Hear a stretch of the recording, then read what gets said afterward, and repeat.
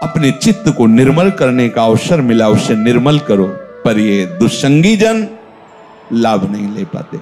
कृपा तो है सब पर मोरी बराबर दया, भगवान कह रहे सब पर मैं बराबर कृपा करता हूं, पर कोई बिरला सत्संगी ही उस कृपा का रसास्वादन कर पाता है।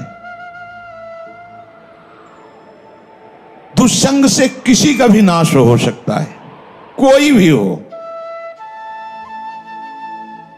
कोई भी हो। ये कभी न सोचे कि दुष्संग से हमारा पतन क्या हो सकता है, किसी का भी कभी भी। सोचो, जो भगवान के दर्शन कर रही हैं और भगवान जिनके झुककर चरण छूते हैं और जो भगवान को ऐसे हृदय से लगा लेती है और माथा चूमती है, माता कैकेयी, उनको यद्यपि वो तो लीला परिकर है, दुष्संग का वहां आरोप नहीं कर सकते, क्योंकि प्रभु की लीला का संपादन करने के लिए वो पूरा परिकर है। चाहे वो मंथरा जी हो, चाहे कैकेयी, ये सब बंधनी है। सोचो, एक बार प्रभु को जिन्होंने देख लिया उसको हम दुष्संग कैसे कह सकते हैं। और उन्हीं प्रभु को मंथरा जी भी तो देख रही है, पर वो लीला पात्र हैं। पर वहां दर्शन कराया जाता है कि दुष्संग कितना प्रबल है। सुना आपने महाराज दशरथ क्या कर रहे हैं? कल सुबह कौशल्या पुत्र राम को राज्याभिषेक चक्रवर्ती सम्राट का युवराज पद कैकेयी जी ने कहा। ये सुनकर के तो ऐसा लगता है कि आज तो जो मांगे मैं दे दूं तेरे को, मेरा राम राजा बनेगा, इससे बढ़कर और क्या बात हो सकती। अभी समझी नहीं आप? अगर भरत राजा बनते और ये बात तुम कहती तो समझ में आती मेरी मंथरा ने। जब राम राजा बनेंगे तो दासी से ज्यादा तुम्हारी योग्यता नहीं रहेगी, क्योंकि कौशल्या उनकी मां है, महारानी के पद पर विराजमान हो। वो आपको पता है महाराज राम को कितना प्यार करते हैं, उन्हीं के संबंध से कौशल्या जी वैसे ही प्रधान हैं। मुझे तो लगता है कि भरत को जेल में रखा जाएगा और आपको दासी बना के रखा जाएगा। उनका घर फोरी, अगर जबान से एक भी शब्द निकला तो तेरी जबान काट देंगी। मोरे राम भरत दो आंखें, जैसे दाई और बाई आंख को भेद करके नहीं वर्णन किया जा सकता, ऐसे तुझे पता है राम और भरत मेरी दोनों आंखें। घर फोड़ी, तेरी जबान काट लेंगे अगर बोली। चुप। फिर बोली, को नृप होए हमें कहानी, चेरी छोड़ी न होई बरानी। कोई भी राजा हो, मुझे क्या, वो तो मैं तुम्हारे हित की बात कहती हूं, मुझे तो दासी ही रहना है। पर ये तुम नहीं जान पा रही हो, तुम बहुत भोली हो। उधर में जाके सब पता लगा के आए हूं क्या षड्यंत्र रचा जा रहा है। ठीक है, तुम जबान काट लोगे, लेकिन मैं बोलने से नहीं रुकूंगी। जो हो रहा है मैं तुम्हें बताऊंगी। देखा, इतना प्यार। तो क्या बस बात मेरी मान लो, अगर टल गई ये बात तो फिर जीवन भर पछताओगे। सुबह राज्याभिषेक का समय है, कोप भवन में जाओ। महाराज ने वरदान देने की बात आपको कही थी, आप वरदान मांग लेना, मान लो मेरी बात। चढ़ने लगी बात और उठकर चली गई कोप भवन में। जब महाराज को पता चला, महाराज आए, तुम्हें कोप भवन में आने की क्या आवश्यकता थी? तुम तो केवल सूचना दे देती, क्या मांग है तुम्हारी? ऐसे बलवान थे महाराज दशरथ कि देवराज इंद्र सहायता के लिए बुलाते थे जब असुरों से संग्राम होता, और भगवान के पिता बनने का सौभाग्य मिला। सब बल ऐश्वर्य संपन्न महात्मा थे महाराज दशरथ। और उनका केवल आप मीठी मीठी बातें करते रहते, अपने वचनों पर तो दृढ़ नहीं रहते। कैसी बात करो, रघुवंशी और अपने वचन पर दृढ़ ना होना। रघुवंशियों की आन बान शान है कि प्राण त्याग देते पर वचन नहीं त्यागते। क्या है उनका? आपने कहा था 2 वरदान, तो हंस दिए। उनका 2 क्या, 2 की जगह 4 मांग लो, क्या चाहिए तुम्हें? तो उनका सुना है सुबह राम का राज्याभिषेक होगा। हाँ, महामंगल, भगवान शिव की कृपा से ये अद्भुत सुख प्राप्त होने जा रहा है अयोध्या वासियों को, राम राजा बनेंगे। उनका हाँ, तो यही तो बात मैं कह रही हूं, राम का 14 वर्ष का वनवास और भरत का राज सिंहासन पर आरोप।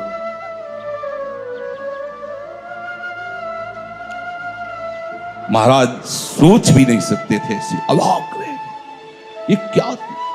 बस यही तो हम कह रहे हैं ना, मीठी मीठी केवल बातें करते हो।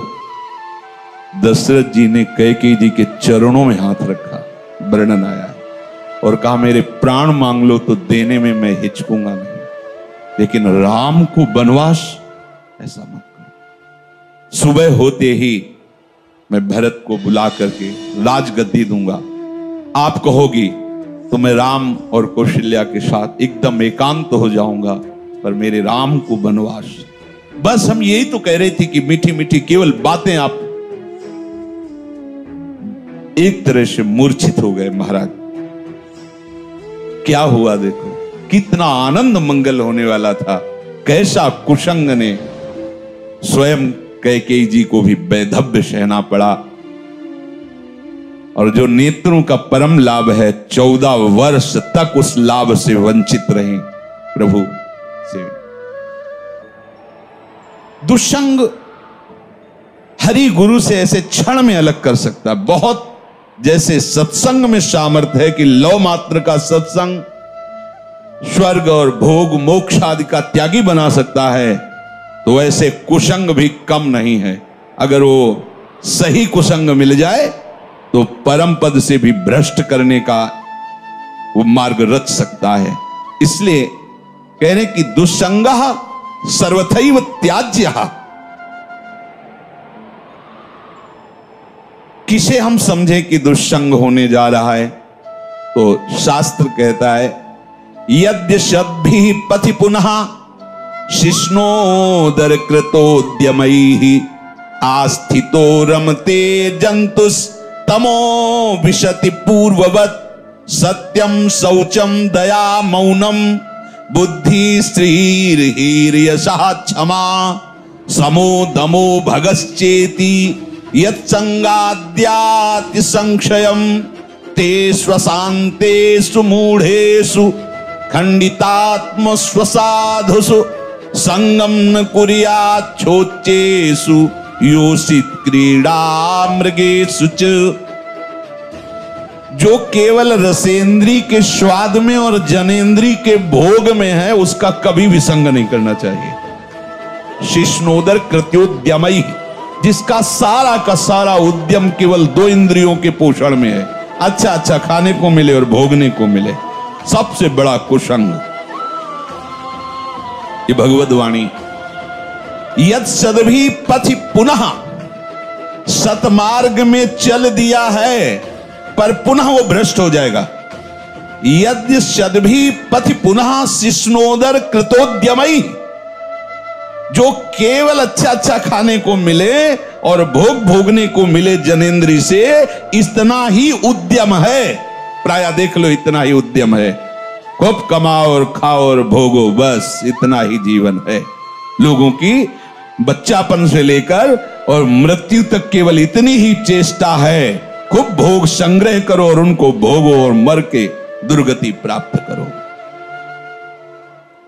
शिष्णोदर कृतोद्यमई, जिनका उद्यम, जिनका प्रयास केवल 2 इंद्रियों के पोषण में है, ये खाया जाए, ये खाया जाए, ये पिया जाए, ऐसे भोग किया जाए, ये घोर कुसंग है भगवत प्राप्ति के मार्ग में।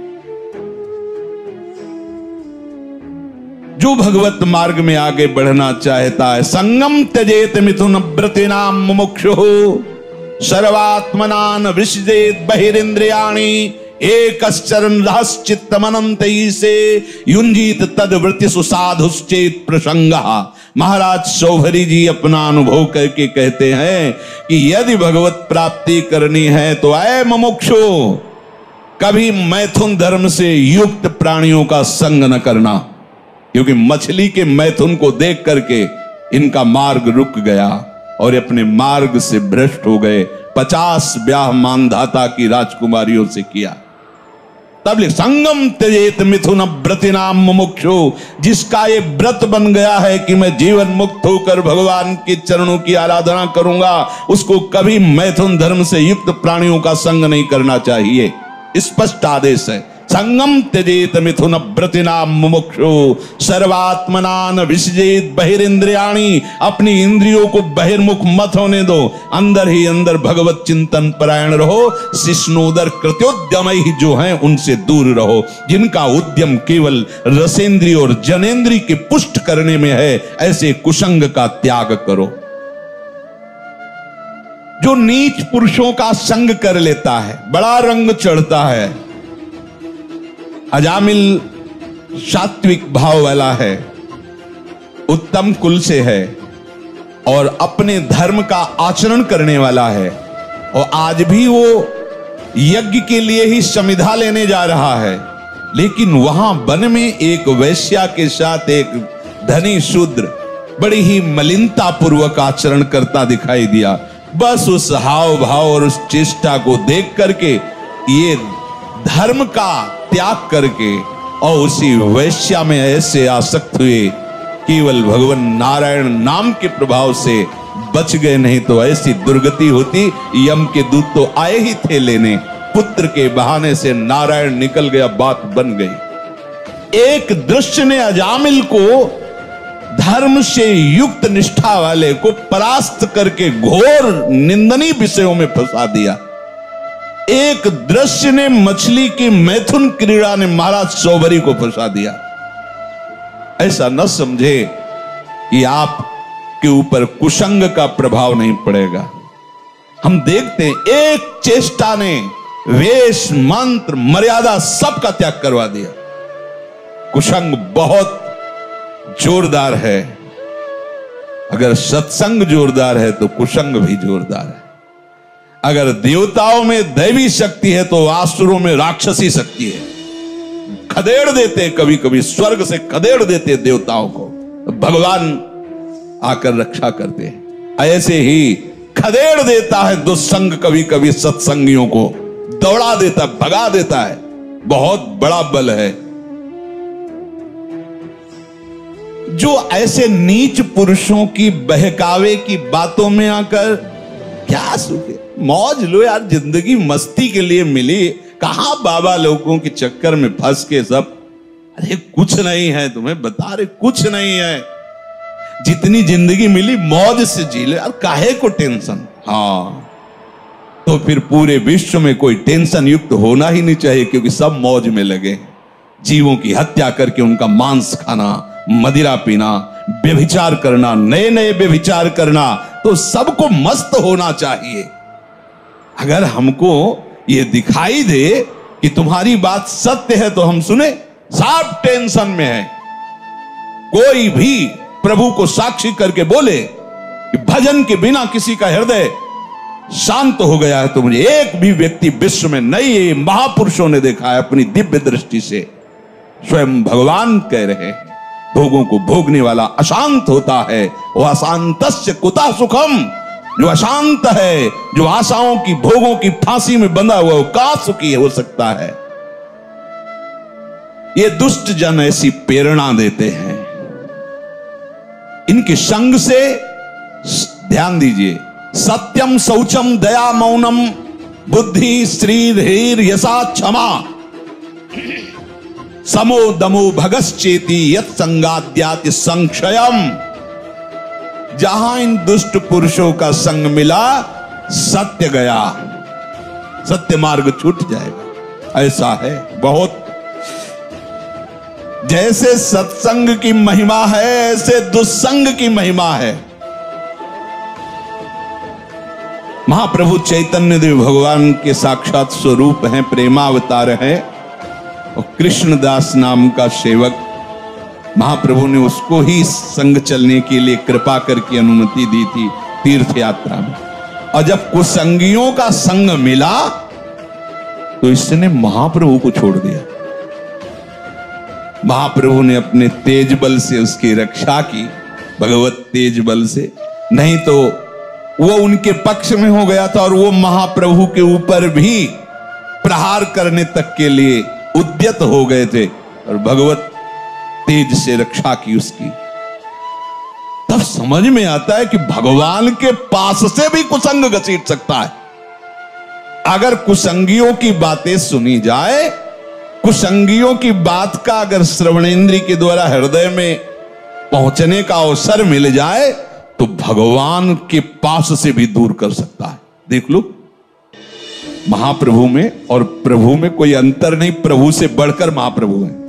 प्रभु के होते हुए भी उनसे प्रेम नहीं हुआ, पर महाप्रभु के दर्शन मात्र से श्री कृष्ण प्रेम होना, ऐसा आचार्यों ने, महापुरुषों ने गाया है। पावत ही तिनको दरस उपजय भजन आनंद, बिन ही श्रम छुट जाए सब, जे माया के फंद, गौड़ देश सब उद्धरु प्रगट कृष्ण चैतन्य, तैसे ही नित्यानंद हो रस में भय अनंत।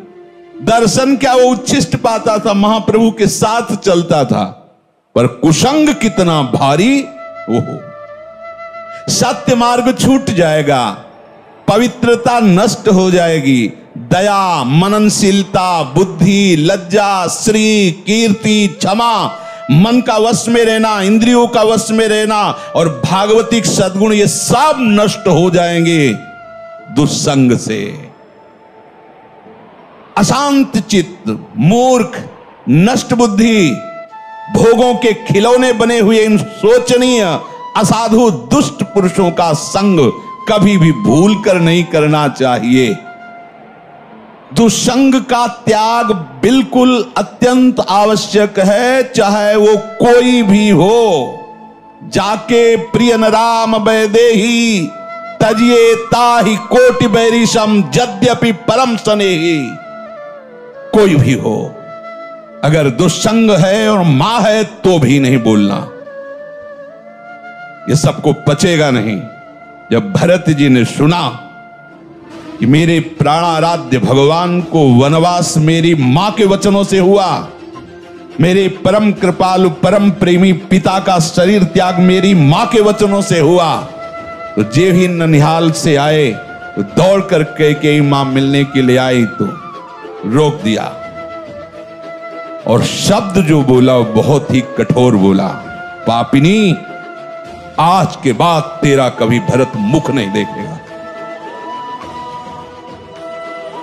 14 वर्ष व्यतीत होने के बाद जब प्रभु पधारे तो सबसे पहले कैकेयी मां के पास गए। बड़े करुणा में मर्यादा पुरुषोत्तम, हृदय से लिपट कर कैकेयी जी रोई और कहा, बेटा एक इच्छा है, जब से ये लीला हुई तब से आज तक भरत ने कभी मां नहीं, तुम आदेश करोगे तो एक बार वो मां कह देगी तो मेरा हृदय जो जल रहा है शांत, एक बार केवल मां कह दे। प्रभु कुछ बोल नहीं पाए, विचार किया। भरत जैसे महाभागवत एक बार जो निश्चय कर ले उसे टाला नहीं जा सकता, और भरत मेरी आज्ञा को नहीं टाल सकता।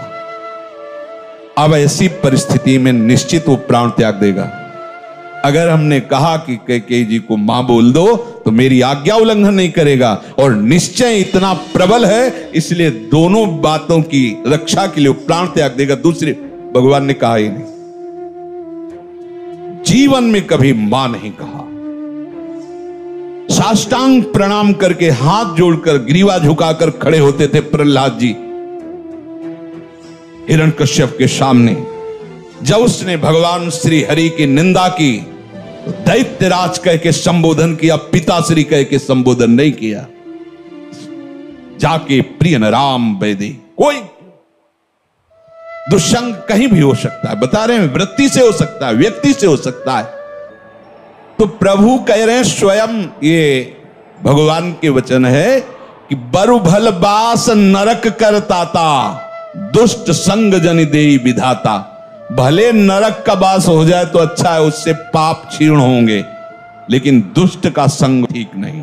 दुष्ट का वास, दुष्ट का संग, दुष्ट से मित्रता, दुष्ट से संभाषण बिल्कुल ठीक नहीं। बरु भल बास नरक करता, भले नरक में हमें बास मिले लेकिन दुष्ट का संग ना मिले। दुष्ट संग से केवल दुराचारी मनुष्यों का ही संग नहीं समझना चाहिए। अपनी इंद्रियां, अपने मन की पेशगी भी दुष्ट संग है। ये जो हमारा मन भगवत भजन के विपरीत प्रेरणा कर रहा है, ये बहुत सुंदर है, ये अच्छा है, ऐसा देख लें, वो सुन लें, वो भोग लें, ये भी दुष्ट संग है।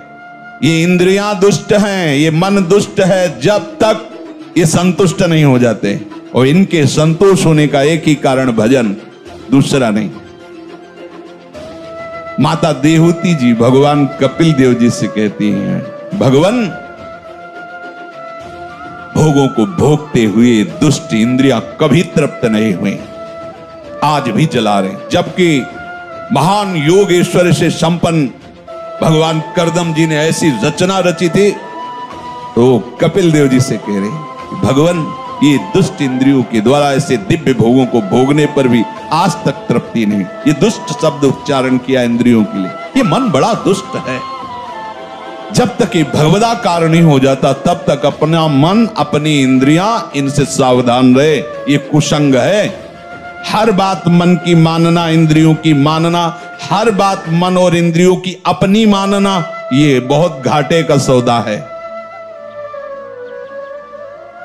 जब ये तुम्हें मन और इंद्रियां भोगों का चिंतन करा रहे, तुरंत काटिए। हमने आपको बताया सत्संग में कि नाम जोर से उच्चारण कीजिए तो संस्कार नहीं बनने देगा, उसकी चाल है। और जहां आप उसमें थोड़ा सा मिल गए तो ध्यायतो विषयान पुंसः संगस्तेषु उपजायते। जहां विषय ध्यान शुरू हुआ, पूर्व का भोगा हुआ या सुना हुआ या पढ़ा हुआ या देखा हुआ, जहां उस पे एकाग्र हुए, कुछ करो या न करो, जो उसका परिणाम हो तो हो गया, तुम्हारा अंतःकरण गंदा हो गया। क्रिया तो बाद में होती है, अंतःकरण पहले गंदा होता है। ध्यायतो विषयान पुंसः संगास्तेषु उपजायते। जहां विषयों का ध्यान सुखपूर्वक किया, ऐसे से ऐसा हो, ऐसे से, बस वो अंतःकरण को मलिन करके संकल्प बना देगा। और जहां संकल्प बना और संकल्प में बाधा पड़ी, प्रतिकूलता आई, तो क्रोध अपना अधिकार कर लेता है। संगात संजायते कामः, कामात् क्रोधो विजायते, क्रोधात् भवति सम्मोहः, सम्मोहात् स्मृति विभ्रमः, स्मृति भ्रंशात् बुद्धिनाशो, बुद्धिनाशात् प्रणश्यति सर्वनाश हो गया।